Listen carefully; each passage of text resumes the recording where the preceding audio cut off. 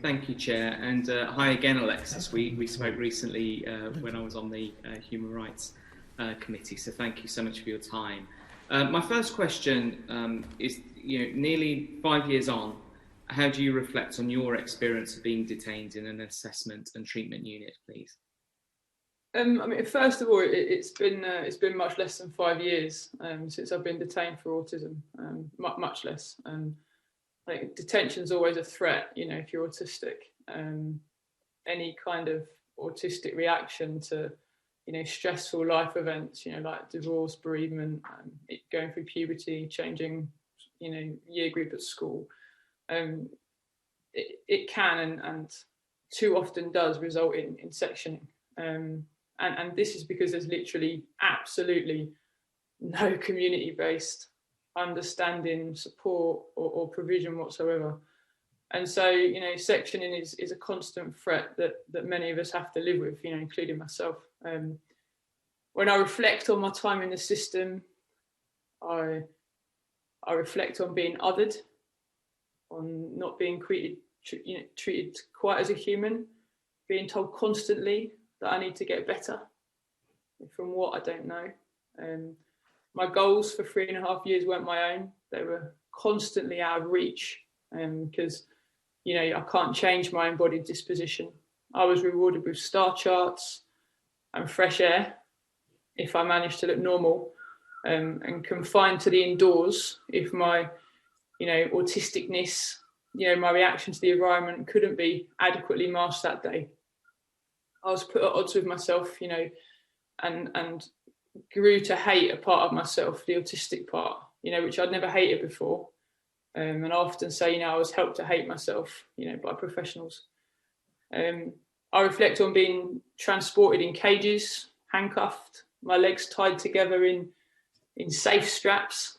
They didn't feel very safe. One strap above the knee and one below, carried like a battery ram. I reflect on closed doors, being hundreds of miles away from home, worried when the next sensory overload would come, triggered by, a chaotic, sensory charged environment, that I had no choice to be in, doors closed, with no way of modulating my sensory system. So I run a lot to enable to do things during the day. And obviously when you're in hospital, you can't do that. And I was constantly worried because I was just waiting for the next overload to come. It was always met with sort of 6 to 10 men pinning me to the floor, pulling my pants down and injecting me with sedatives and then secluding me, where sort of each minute just felt like an hour. I reflect on the time I spent in long-term segregation, just a mattress and fed on the floor. I reflect on the lights shone through a window that's sort of this big in each door on the room that I slept in every hour. And you wouldn't believe that I missed that for a good few years, being woken up every hour by a torch. You just get so institutionalized. And I reflect on really how the system just doesn't care about autistic people and how it silences you, makes you afraid, and that fear stays for you like a long time, even now. Thank you for sharing that experience. I've got a few more questions, if I may, but thank you so much for sharing those. I guess the question I have reflecting on that is, do you think it was right that you were there? And how, if you don't mind sharing, how did staff treat you while you were there? And I know you mentioned it just now, but what sort of upset you about your treatment, if you don't mind? Yeah, I mean, I absolutely needed help. Like many autistics, I'm sensitive to change and to crisis. And I mean, I wasn't managing, but the thing for me is that the help that I got wasn't appropriate. I needed speech and language therapy, an OT, some psychology, which, maybe would have cost less than £5,000. But instead, millions were spent on turning me into a wounded storyteller, really.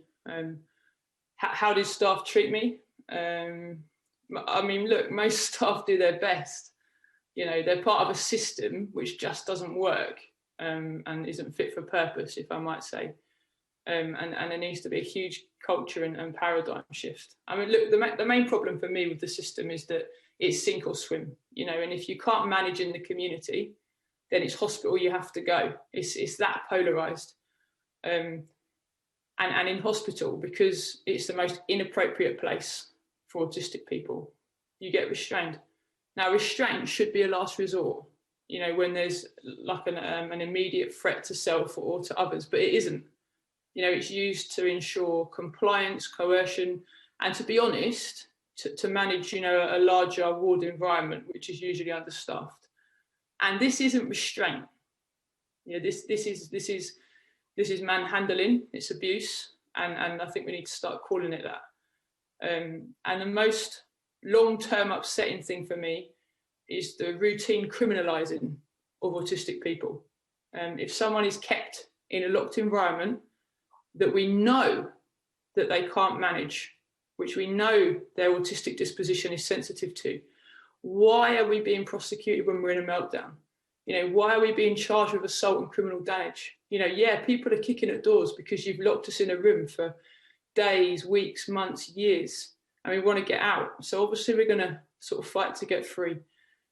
And this is life limiting. It's life limiting for me. I'm I guess representative of many people that this has happened to, and I'm suffering the injustice of being criminalised right now. And I just don't think that we deserve that. So that's probably the most upsetting thing. We've been failed. We've been labelled, first of all. You've imposed on us this label and what that means to us, and now we're paying the price, after we've left an environment which was pretty awful. Thank you for sharing those experiences again. I mean, you've had a lot of experience now. You've spoken to a lot of people. You've obviously given evidence at sessions.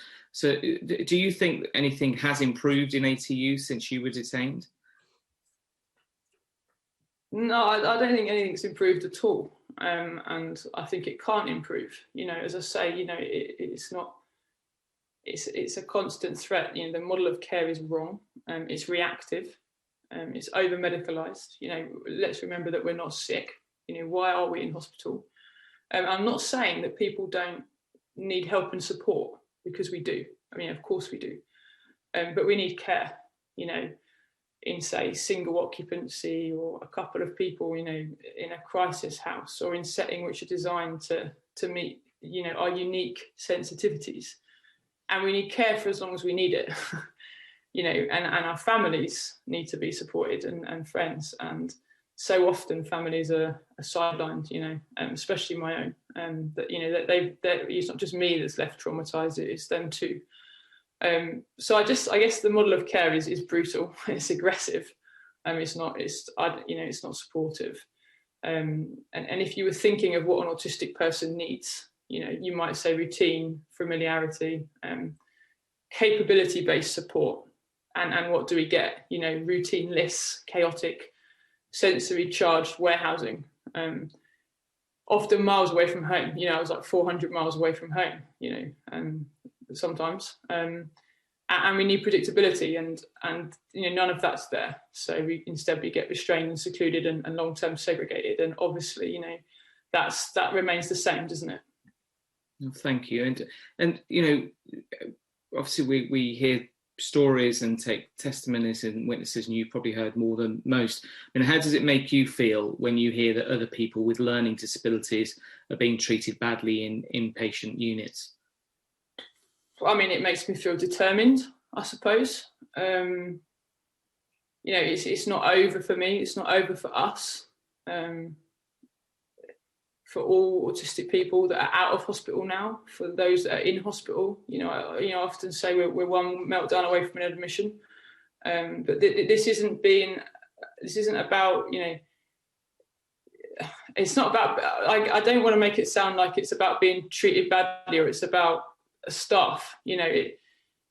This pretty much isn't all about staff and hospitals and warehousing. It's bigger than that. It's about medicalising something that doesn't need to be medicalised, and it's about a system that's got so little flexibility in the way that it helps and cares for people, that quite predictably that we're going to react So it makes me determined, you know, to kind of these everyday life events that we know that autistic people and learning disabled people are sensitive to.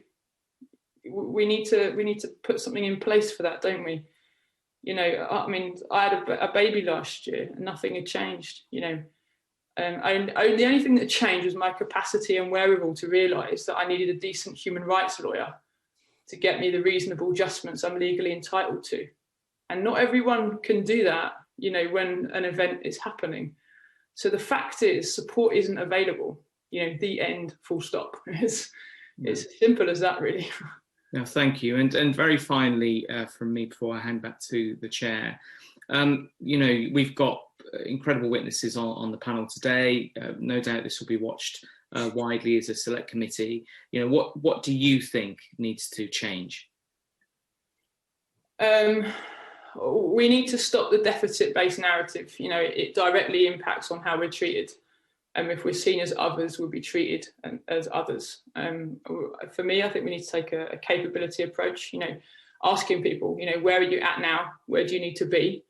And then I think government needs to prioritise those services, and they have to be community-based. You know, it's not about getting people out of hospital or stopping people going in. The services need to be there, and if they're there, those problems will resolve themselves. You know, we need to take it's a rights-based approach, isn't it, to helping people in crisis? And I know that term's banded around.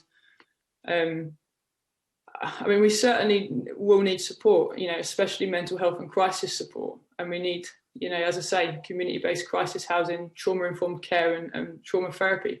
But all of those things are paradigm shifts. So it's about organisational change, isn't it?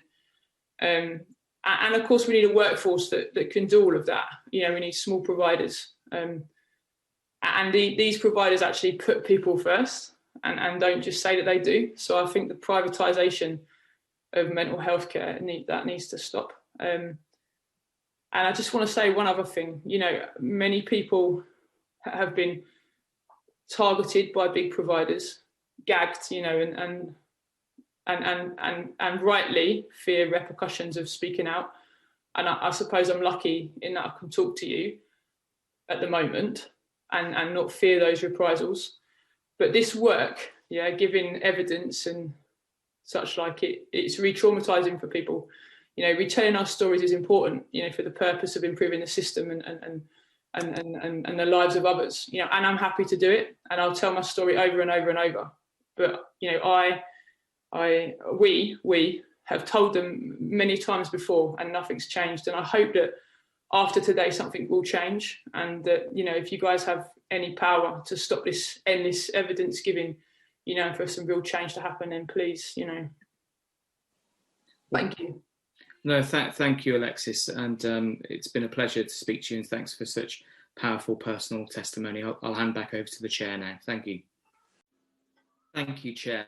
And I'd just like to ask Dan a couple of questions about community, but also society, if that's okay, with regards to attitudes and how they've changed. In the first instance, I just want to understand the main challenges you see to ensuring people with learning disabilities and or autism are moved from the inpatient setting back to communities. I know you wrote to Sir Chris Warmold about this previously and the challenges in that. So I think if we look at the monthly data that's published by NHS Digital, showing us, you know, the situation in terms of the number of people still in units. If we look at delayed discharges, so people who are ready, waiting to come out back into the community, the two top reasons for those discharges being delayed are lack of housing options and lack of community support.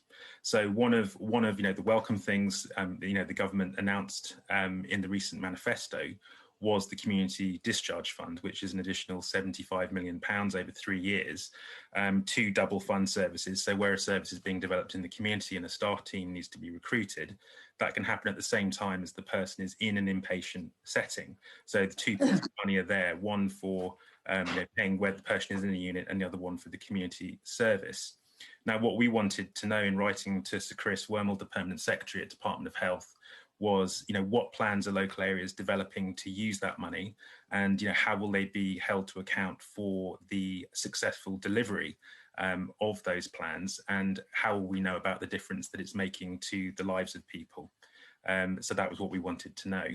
And I think in terms of the response that we've got, we're not yet clear that the amount of money that's been allocated is sufficient to deliver the transformation that we all want to see and the development of the community services. So one of the key questions we were asking the department is, what was the assessment that was done to make sure that the money that's being offered is actually enough to bring about the development of the community support that we all agree is desperately needed and want to see. And did you get a response to that? Yes, we did. Oh, you did? We did, yeah. And, we're wanting to have further discussions because, we really want to see robust local plans put in place to spend, this money to make sure that it makes the difference that is needed to people's lives. And at the moment, I don't think we've got the evidence that we want to see around that. So we're going to continue pushing on it. Thank you. And my next question really is a much broader point, and just around society. I mean, over the past few decades, I think when you look at learning disabilities and autism and anything to do with mental illness, as much as mental health in the broadest sense, there seems to still be a stigma around that. And within communities, I've got a really inspiring local constituent whose son has been, attacked at train stations, because there seems to be a fear in society around anyone who's different, and in particular for this particular group. I just wondered whether you're seeing that things are getting better, and when we look at the community in the widest sense, is more needed to educate people, to reassure them, to open up those conversations. Yes, I think it is. And I think it starts from a young age, doesn't it? Is that we want our children to be educated together, and that where we have inclusion in mainstream schools and disabled and non-disabled children grow up alongside each other, the concept of difference isn't there. Difference is accepted. But I think for so long, people with a learning disability, looking back into the last century, were locked away in institutions, as the group of people we're talking about today are still locked away institutions, except they're not Victorian asylums, they're inpatient mental health settings. But absolutely, much more needs to be done to raise awareness and understanding, and that's not just in society, it's amongst our professions as well. Whether it's tackling the health inequalities that people with a learning disability face and struggling to get the right support in hospital, raising awareness and understanding is absolutely vital to breaking down that kind of fear and lack of understanding, which can lead to things like hate crime, whether that's violence on the street, or whether it's hostility online that many people face.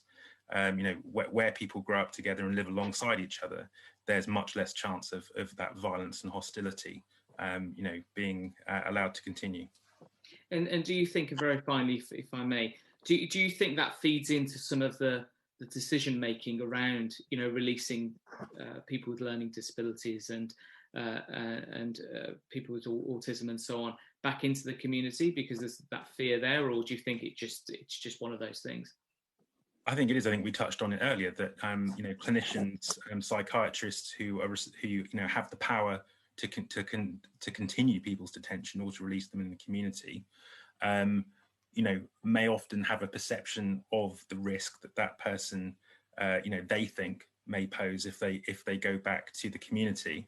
I think the point is that, we're saying the way that people are treated in these inpatient settings and the environment that they are in is not, remotely representative of what they need, and where people, are supported to come back to the community.